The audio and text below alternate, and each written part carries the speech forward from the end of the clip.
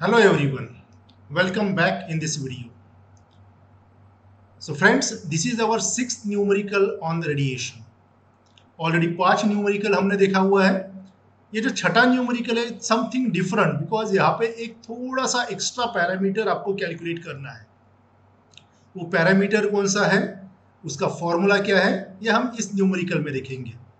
So let us go and read this numerical first. So as you can see from this numerical, right? First we'll read a transmitting antenna with an effective height of 100 meter. Height of the antenna is nothing but effective height बोला है. इसका मतलब height is nothing but the length of antenna. इसलिए effective length आपको दिया हुआ है 100 meters, right? Has a current of 100 amperes.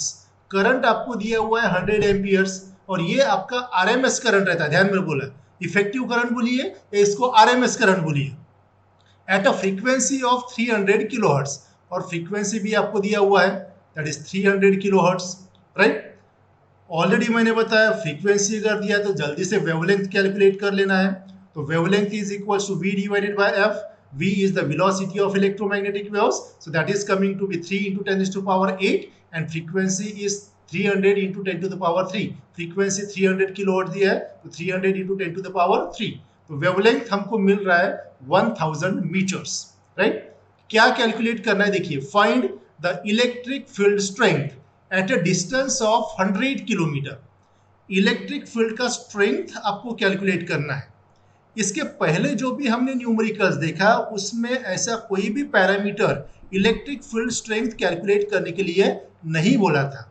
ये इस न्यूमेरिकल में नया है, राइट. देन बी पार्ट में value of radiation resistance, already radiation resistance का फॉर्मूला हमने देखा हुआ है और पावर रेडिएटेड भी आपको पता है P is equals to I square R, simple formula, ठीक है. तो ये बी और सी पार्ट आपका आसान है, लेकिन यहाँ पे फर्स्ट पार्ट में इलेक्ट्रिक फील्ड स्ट्रेंथ कैलकुलेट करना है at a distance of 100 kilometre. So distance को आपको रिप्रेजेंट कर देना है आर से और ये दिया हुआ है आपको 100 किलोमीटर्स. तो इलेक्ट्रिक फील्ड स्ट्रेंथ का पहले हम फॉर्मूला देखते हैं. फॉर्मूले में वैल्यू अगर रखते हो तो इलेक्ट्रिक फील्ड स्ट्रेंथ आपका मिल जाएगा. So the formula for the electric field strength is this one. You can see here the electric field strength is given bye E is equals to 120 divided by pi, 120 pi divided by R. Here R is the distance into IRMS, that is the RMS current, into L effective divided by lambda. It is L effective divided by lambda. ठीक है. तो यहाँ पे इस फॉर्मूले में अगर आप देखते हो तो इफेक्टिव लेंथ भी आपको दिया हुआ है, लैम्बडा हमने कैलकुलेट किया हुआ है V by F से, RMS करंट भी आपको दिया हुआ है और डिस्टेंस भी आपको दिया हुआ है और 120 पाई हमारा कांस्टेंट है.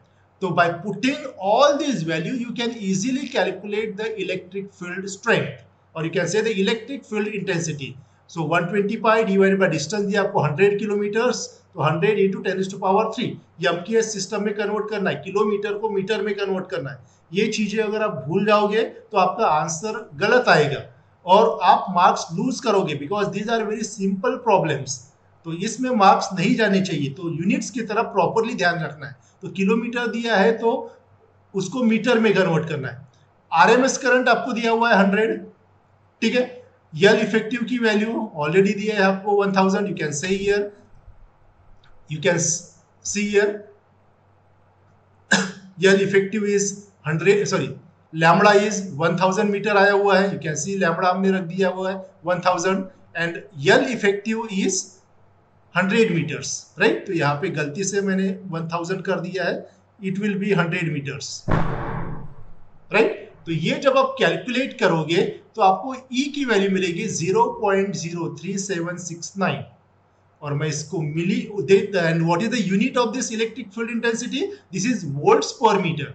तो मैं थोड़ा सा एडजस्टमेंट कर लेता हूं. Same can be written as that is 37.69 into 10 to power -3, right. तो -3 के लिए क्या लिखा है मैंने यहाँ पे मिली, राइट. तो 37.69 मिली वोल्ट्स पर मीटर. ध्यान रखना है ये मीटर नहीं है, मीटर ये वाला है. So this is m, this small m stands for milli, 10 to power -3. So this value is converted to this value, or I have expressed this value in terms of millivolts per meter, right. So this is nothing but your electric field strength. Right. So ये नया formula आया है, तो इसके थोड़ा सा ध्यान दे देना है और इस फॉर्मूले को भी आप लोगों को याद कर लेना है, राइट। देन सेकंड पैरामीटर बोला था आपको रेडिएशन रेजिस्टेंस। तो रेडिएशन रेजिस्टेंस का फॉर्मूला आपके पास है already, 160 pi square into l effective divided by lambda whole square. तो 160 pi square is constant, l effective की वैल्यू 100 दिया हुआ है और लैम्बडा हमने 1000 निकाला हुआ है। Simply put the value, so therefore radiation resistance is coming to be 15.79 ohms, right. Then next parameter हम देखते हैं, आपको निकालने के लिए बोला है पावर रेडिएटेड। तो पावर रेडिएटेड को पीटी भी रिप्रेजेंट कर सकते हैं या पी आर रेडिएशन भी कर सकते हैं या डब्ल्यू से भी कर सकते हैं, ठीक है। मैंने इस केस में डब्ल्यू से रिप्रेजेंट किया है। Representation is not important, calculating the value is important. तो ये अलग अलग वे से आप रिप्रेजेंट कर सकते हो। So W is nothing but the power radiated. तो यहाँ पे लिखा ही है मैंने, power radiated W is given by W equals to I square R. Power का फॉर्मूला आई स्क्वायर आर, वही मैंने यहाँ पे यूज किया है, I square R M S into radiation resistance. R M S current दिया है आपको 100 और रेडिएशन रेजिस्टेंस हमने अभी कैलकुलेट किया था 15.79। तो पावर रेडिएटेड आपको मिला है 159.9 इंटू 10⁻³ और यू कैन से 159.9 kilowatts, you can say, right? So this is nothing but your power radiated. Always try to express these values in kilo, mega और मिली, माइक्रो, लाइक दिस, ठीक है। अगर नहीं जमता है तो यही तक आप आंसर रख दीजिए, that is also okay. So I hope ये न्यूमेरिकल आपको समझ में आएगा, कुछ ज्यादा है नहीं, इसी पे एक एक्स्ट्रा फॉर्मूला आया हुआ है यहाँ पे, जो फॉर्मूले को आपको रीड करना है, मेमोराइज करना है और उस फॉर्मूले को डायरेक्टली आप यूज करके उसमें वैल्यूज पुट करते हो तो डायरेक्ट आपका आंसर आ जाता है, कोई ज्यादा लॉजिकल न्यूमेरिकल नहीं है, right. So that's all for this video, thank you very much.